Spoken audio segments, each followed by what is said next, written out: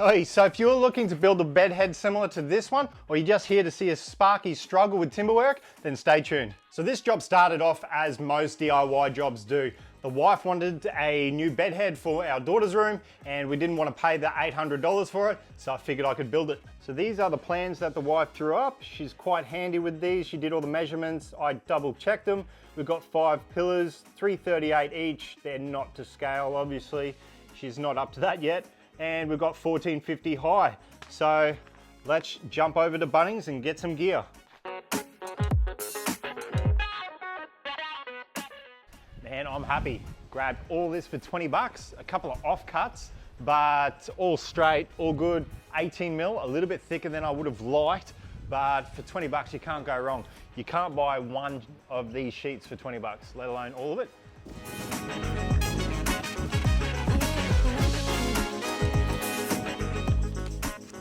All right, we're starting to get all set up. As you can see, we've got all our timber down there, and we were lucky enough that a few pieces of the timber are cut pretty close. I think these are about 400 wide, so I want to get these down to 338 wide. I've got to do 5 of them, and we're looking at 1450 high. They're the measurements the wife's given me. So a couple of tools we're using. I've got the M18 wet dry vac. You can see it doesn't really close because it's got the 12 amp hour battery in there. And that'll be used in conjunction with the circular saw. You can see I've got a little bit of tape on there.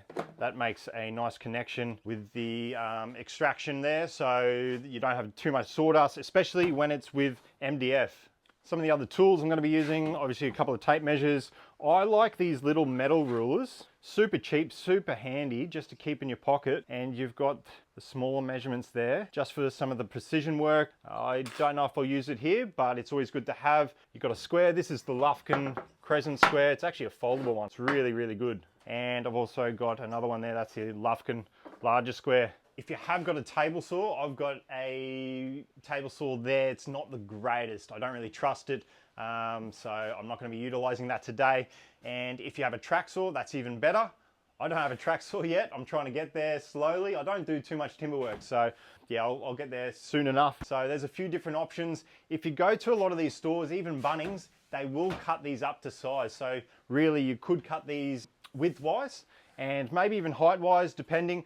I'm not going to take too much off the height because we are going to use a jig and a jigsaw to cut the half circle up the top. So we're going to be using the M12 jigsaw, the M12 impact driver, a couple of batteries, and these are the blades I like to use from Diablo, just for cutting timber. These are the fairly solid ones. I'm going to give these a go on the 18 mil. Usually I'm working with 12 and 16 mil, but we should be all right. The main problem with jigsaws and doing curves is sometimes it can sort of move to the side, so it's not a flat cut.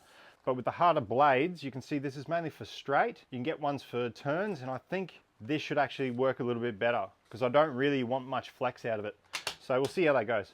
So let's get measuring. We're going to measure 338. Nice and simple. I'm going to put a little tick or a flick. I like to do sort of like a V. So just do the other end. And when you're drawing the line, whether you're drawing a line or not, it's up to you guys. You might be using a track saw, so you might not have to do that. I'm probably going to be using the guide from the saw. I trust it enough, but just to be sure, I will be drawing a line. So that's where I bring the large square in. Just line it up with your mark. Go down the other side. After you've done those markings, make sure to double check your measurements. You don't want to be messing up. Measure twice, cut once. Just to make it easy for myself, I'm just going to use a clamp to hold down the timber. This is a cheapie, just a D-Wall. Pick it up in most stores, clamp it down. So we'll grab a battery, we'll go the 8er. Chuck that on.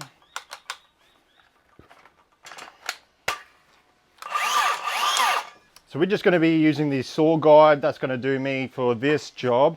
And what we want to do is you loosen it there like that, and that allows you to move it around. Throw it where you need it, tighten it up. Oh, wrong dial.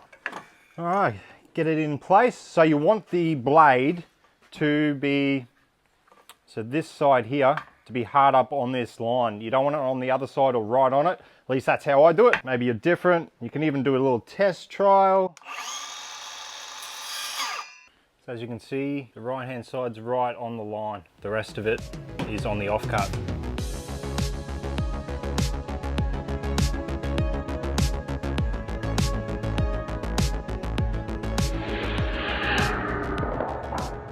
It's that easy. Cut up one. Now we're just gonna do four more, sorry. We've got 5 all up. After that, we'll start looking at curving the edges so we can finish up.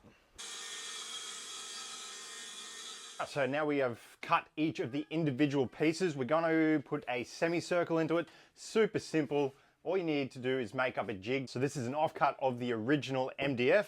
So you're just using offcuts. This is another piece of timber I found floating around. All you have to do is put a little nick in it with the jigsaw. Just go halfway. If you throw a little piece of timber on there, that way when it's sitting inside the groove there, just like that, you can see you're pushing against that timber, so it's not actually going to keep cutting that timber. And all you're doing, depending on your size of timber and the sort of curve that you want, you'll be picking how far away your pivoting point is. So if we throw a screw in here in the center, you can now see that that pivots, and that'll create your semicircle. So if we throw that in there, all we're going to be doing is exactly that, nice and easy. And if this is closer, you're going to have a shorter semicircle. The further away from there is a larger semicircle. So for this piece, I want a perfect semicircle. So we're going to try to get the edges perfectly lined up with the sides of the circle. I don't know how to explain that, but I'll show you what I mean. So to do so, all you need to do is obviously know the measurement of the width and halve it. With that measurement from the center where the, if I can get in there, and we want to be in line with it. I think, if I'm wrong, let me know, guys. I'm still trying to figure this out, but I'm pretty sure we should be in line with that. So really, I should have made this a little bit thicker and had this sitting in the center, would have made it a little bit easier, but we'll go with it at the moment. So we want to go, I think it's like 167 mil down, and that'll be the screwing point basically. And I'm only wanting a screw that's just going to be poking out the bottom. That might be right. We'll give it a go because it's only just going to go into the timber. It hasn't have to fully fix it down. I'll see how this one goes. So we'll figure out the center of this before we punch it in. So if we're going to go roughly about there, we'll have a bit of an offcut and then we'll shorten it to the length that I want it exactly. Just double check that. Yeah, that's perfect. So I'll put a little bit of a hole there, just a tiny, you could probably use a punch. Just put a bit of a screw, that way we can find it easy enough.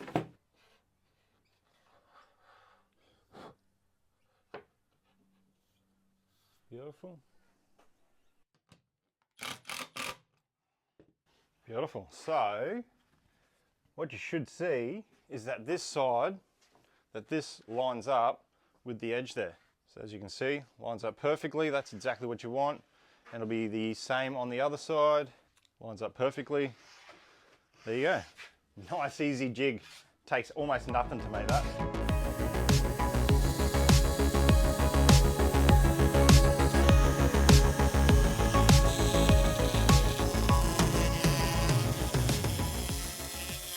So there you go, guys, all done. That's the first one anyway. You can sort of see there's a tiny bit of a, it's just not perfect. You can see that there. I just usually get the sander on that, nice and easy. And the rest is really nice, actually. I was really happy with these blades. These are the straight blades from Diablo. As counterintuitive as it is, use the straight ones. So, stuffed up a tiny bit and overcut, but it is fixable. So, came around, very clean, nice cut.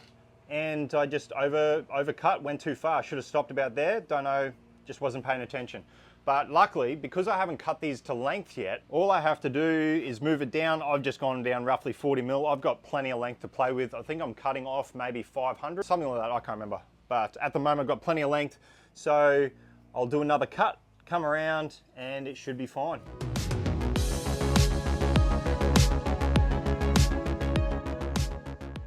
Happy days. A little bit of a mark there, but that'll come straight out with the sander. And once we've got the cover on, you won't see it.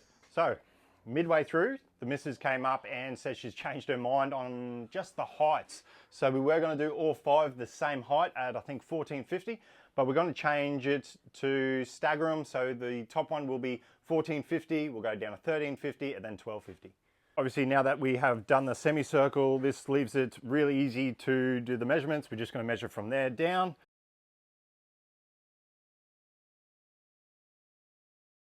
So I'm going to use the circular saw to chop these lengths down, but the Milwaukee's actually been playing up. It seems like it's got an intermittent problem with the switching, and I put it out there onto Instagram to see if anyone else had the problem. Quite a few people got back to me saying the same thing. They had to send it in for a warranty, got it fixed, but yeah, it's a switching problem. But we'll see how we go. As you can see, nothing. There we go. We'll see how it goes.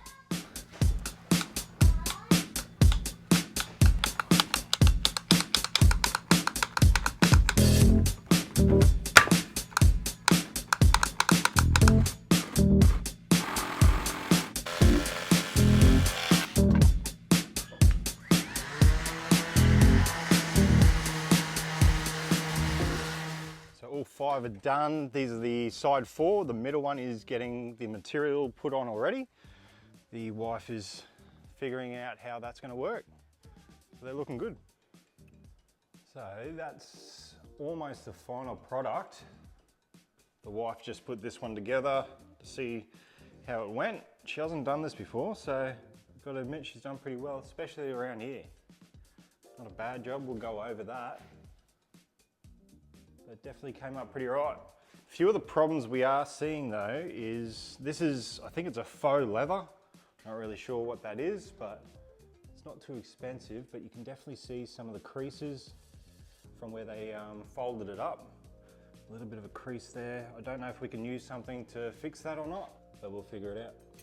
So the next part is to cut the material out. We left roughly 40 to 50 mil around the edges, just so we have enough to play with as we staple it down to the timber. We just used a cheap stapler you can pick up at any hardware store. They don't cost too much. We threw a whole pile of staples in. We weren't really sure how many to use, so that's sort of up to your discretion. So then we've cut the corners so that you can fold the material and tuck it all away nicely, stapling it down securely.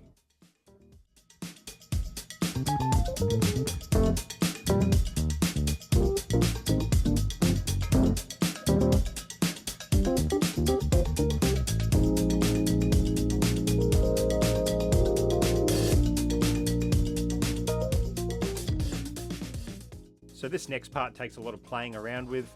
As you can see, she was folding it, then stapling it, and you just keep going until it fits nicely.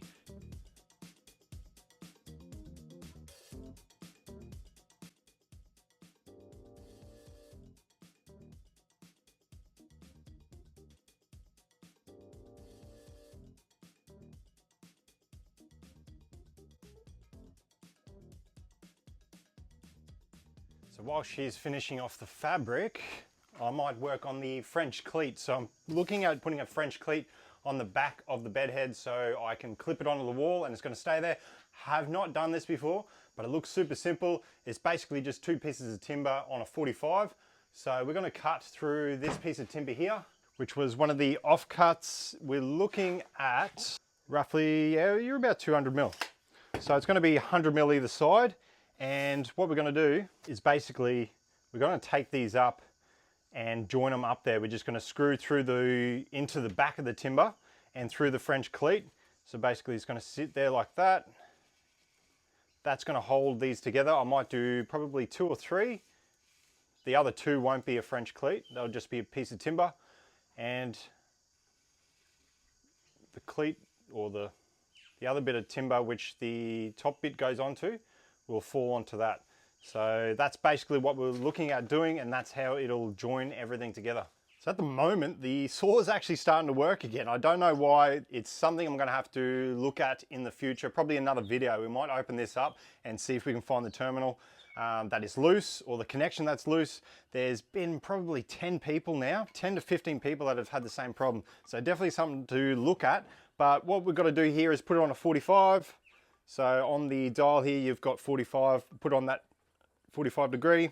I've then marked the center and I went roughly 5 mil to the left because you're going to go sort of sideways through the timber. I hope that makes sense. I haven't done this before, so let's give it a go. So I tried to record that cut, but for some reason the phone didn't want to record, so we're all done. As you can see, 245s straight down the center. So she's done 4 of these so far, but there's those creases, and I just did a bit of research. See if we can get some of these out. So all I'm going to do is throw this towel over it. You can see the line there. Got an iron on hot. No idea if this is going to work. Nothing really so far. That looks pretty good. I don't know if that's marked it though. We'll see what it looks like after. So it seemed as though this method worked really well and it got 99% of the creases out. Now I'm throwing down some marks onto the bracing timbers. This is where I'm going to put some countersink holes, and that way I can throw the screws through and mount it to the timber.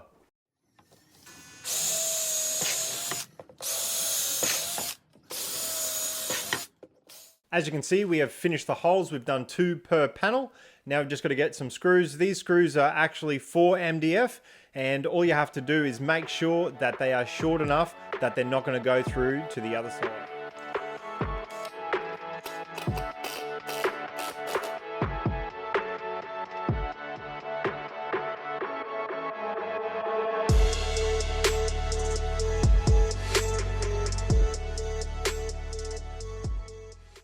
So I ended up getting rid of one of the braces rather than having 3. By the time I put 2, 1 including the French cleat, I felt that it was strong enough.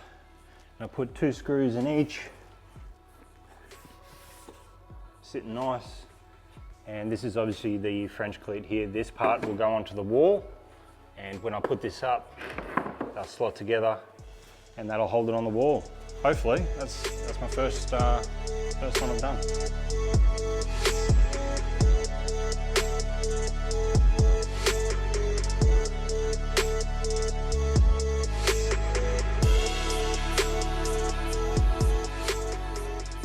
So next part is going to be lining everything up, drawing everything up, marking it all out, finding the studs, and then we can throw it straight on. You're just going to find the center of the bed. I've already done that.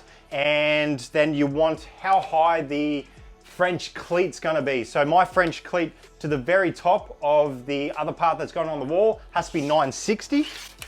So we're roughly center, go 960. And then we'll go center, which was 1780. We'll double check that. 1780, perfect. So that's center. So now we're going to go through and find the studs. We want to pick up at least 2 studs, and this is a Stanley stud finder. Fairly cheap one, but I've used this in the past and it's been quite good. It's not quite working on me, but hopefully it'll pick up the wall studs. So we want them either side of that center mark if we can. So if we start center, so we'll bang on it there. So look for stud 2, bang on, give it a mark, and away we go. So as you can see, I've got the laser up, just makes it a little bit easier. This is the other side of the French cleat, which goes onto the wall. I've marked center, as you can see there. And all I'm doing is lining that up with the center mark I did earlier. And then we're going to put some marks on the timber where those studs are. So we'll go ahead and do that. So get that center, get that on that red line. Beautiful. We'll put a mark there and we'll put a mark there. So they're the studs. So we're just going to put some countersink holes like we did on the other pieces into these 2 spots. We'll have to clean this up. That way we don't have any screws sticking out, which might damage the bed head or just make it sit off the wall. So now I'm just going to punch 2 screws straight through the French cleat and into the studs. These are roughly about 60 mil. You want enough to get into that stud where you get this lined up. That's center. 1, get that right on the line. We're almost done, guys. We are about to throw the bed head up. who's keen to see the finished product? So as you can see, using the French cleat system makes this really easy to attach and remove the bed head. It also allows you to move it back and forth and get it into position really easily. I'm really happy I went this system. First time I've done it, but I don't think I could do any other way. What a weekend. So we smashed this one out of the park. I really do think we did a good job on this. The wife did a brilliant job on the faux leather, I think it's called, which is the fabric that she chose and put onto the timbers. We haven't worked with that stuff before. She's never done anything like that before. So for her to do that was really, really good. I'm happy with the design. She did that as well. All I did was really the timber and the fitment. And I'm just an electrician, so just sort of plodding along trying to get things right. But if you guys have any comments, any questions, or any advice, I'm always after new advice on how to do things. As I said, I'm only learning and taking you guys for the ride. We've got a few more things for this room. This is our daughter's room. We've got a few lights, a couple of bits and pieces here and there, but we've got plenty of other future DIYs that I want to take you guys along for. And until next time, guys, stay addicted to tools. All right. Oh, damn. I better get off this bed before she finds out I've been sitting on it. I'm filthy.